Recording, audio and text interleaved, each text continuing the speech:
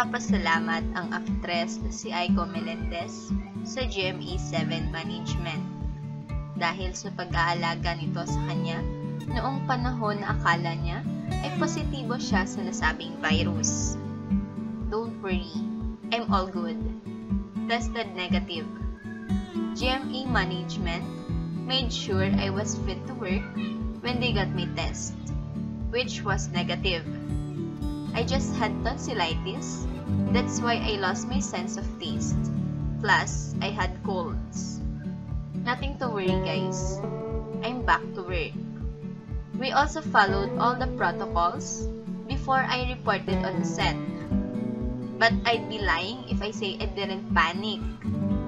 But thanks for all those who prayed for me. Appreciate all your concerns. I have been getting so many get well messages.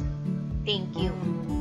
I may not be able to reply all, but please, now I'm reading them. And I'm in good hands with GMA.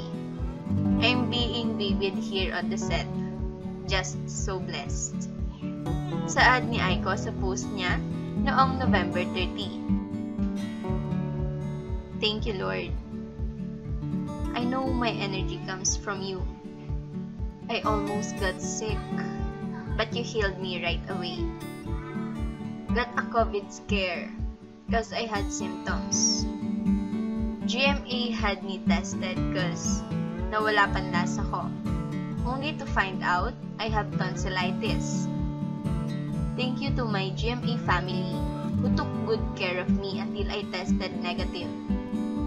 And to Direk Tuding Alahar, who is just like my second mom on the set, made sure to give me the proper meds and vitamins.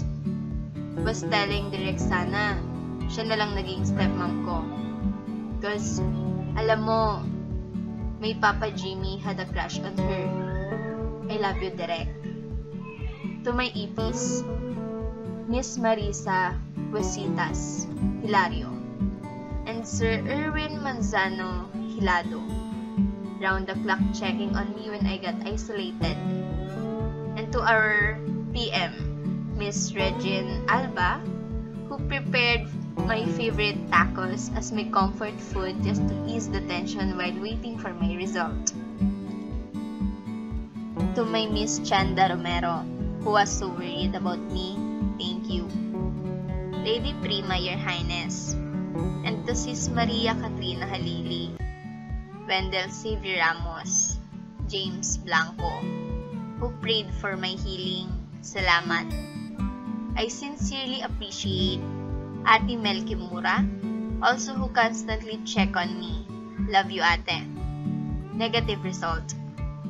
Tonsillitis kaya walang panlasa. Times like this, you'll know who cares for me. To my family who I caused anxiety, okay na ako. And dun sa mga tao na dapat andun for me, salamat na lang. You know, when you are sick, you tend to be emotional. Thank you, Kuya Arnold Figafria and Vanessa Marcelo who checked on me. To GMA bosses for adjusting the scripts just for me able to rest. Salamat, mahal ko kayo. Mensaheng pasasalamat naman ni Aiko sa kanyang pangalawang post sa Facebook niya.